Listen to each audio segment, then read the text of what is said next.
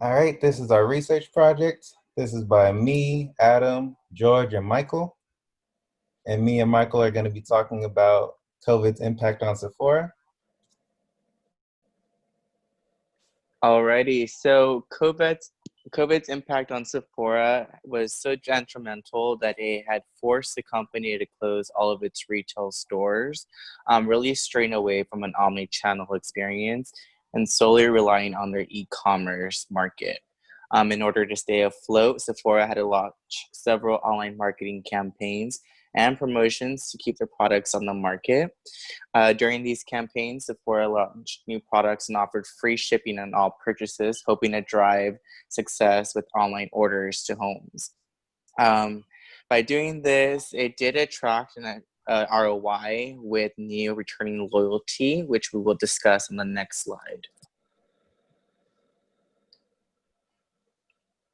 So Sephora had profited 10 million in revenue on the first day of their spring promotion sale for beauty insiders. This was unprecedented, even when the company was practicing omnichannel with brick and mortar and e-commerce. The company usually forecasts 3 to 4 million. So the fact that they were able to almost double it um, is mind blowing that the company was able to achieve that goal. They did attach promotional codes with the sale to give out free deluxe samples and for free shipping, which would help increase the metric of ADS, or the average dollars spent of each transaction. Since the closure of stores had took place, Sephora had to really expand their market and partnered with the Klarna, the payment solutions company, which really attracted new clients who weren't really able to purchase items from Sephora in the past due to having high price points, to as where now they could make 4 easy payments that had no interest attached. So that really attracted students and just people who never really shopped with prestige beauty before. It gave them the opportunity to have that um, exposure to Sephora. And alongside with the rewards program of Beauty Insider, Sephora had gained 3 million new clients worldwide during store closure as well. What that means for the company is that they had a growth in returning clientele, which means promising future sales once the year has ended.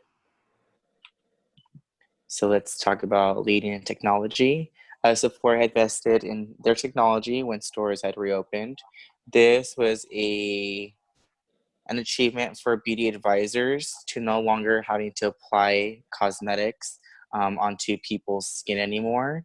They were able to color match foundations through an analytic-based coding system of Color IQ, and they were able to use digital artists, which allowed people to try on items from online onto a selfie to make that decision factor if it was a good fit or not. We also had an expansion in the return policy for purchases at Sephora that were made prior and during store closure that would allow people to take back any items that just weren't any good fit in their baskets.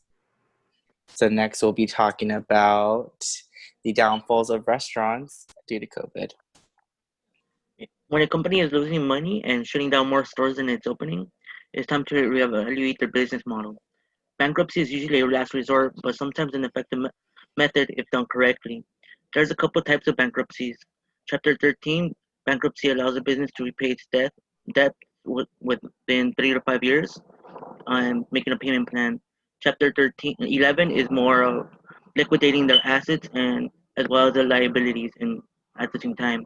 And chapter 7 is the one we all know as shutting down for good.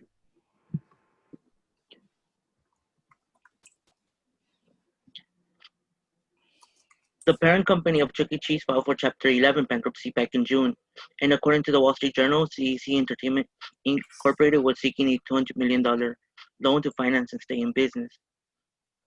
With most of their revenue coming from merchandise and entertainment, it's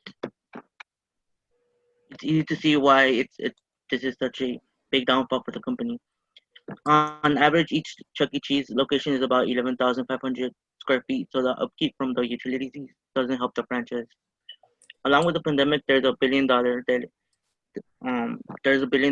into the company since 2014.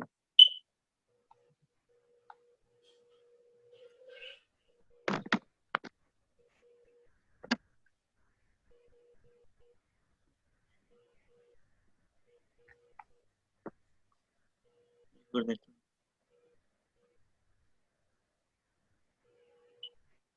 There's a few things Chuck E. Cheese can do as of now to get through the pandemic. If they have already implemented a student name under Grubhub, and they call themselves Pasquale's Pizzas and Wings.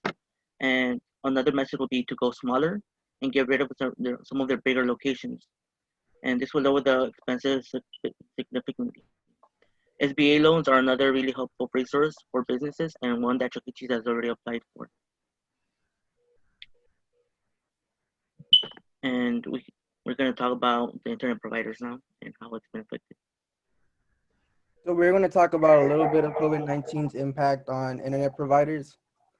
As we all know, due to this virus, it has forced our companies and education establishments to move their work and studies to our own homes now.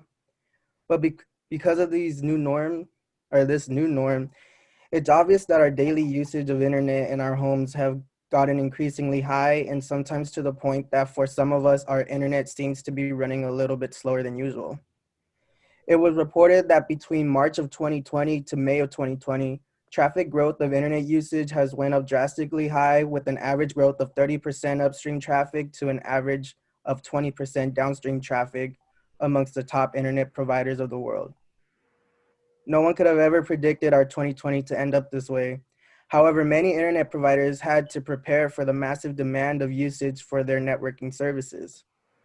Luckily, because of the increasing demand, this also brings potential for some internet providers to change their business model to embrace their growth trend and learn to survive COVID-19's economic change.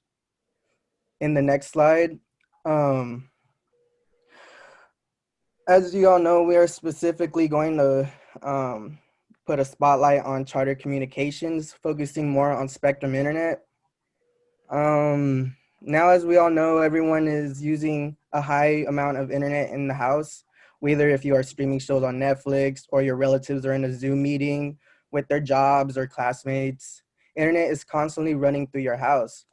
Charter Communications were prepared for maximum usage capacity for over the past 5 years, since they've invested over $40 billion in network upgrades to bring in the newest technology possible. This company wanted to show sympathy and help fellow peers during this pandemic. Some of the things they've done was provide free internet for 60 days for students that were kindergarten through 12th grade, college students, and even their own educators.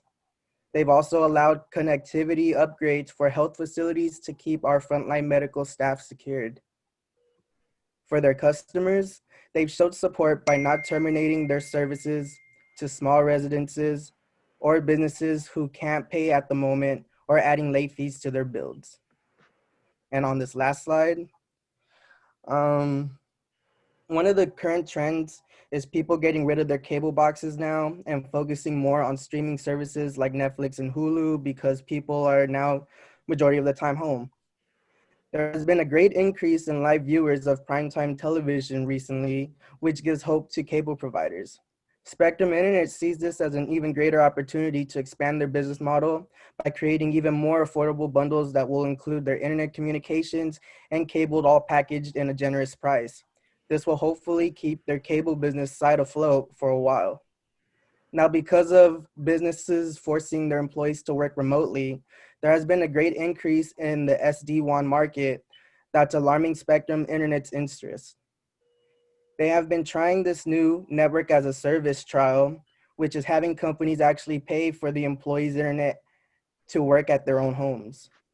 Corporate clients have been calling for immediate capacity upgrades at several locations, and it seems to be a new trend that is starting to form in the future that may lead to the newest generation of working remotely due to COVID-19's impact and the start of the new normal.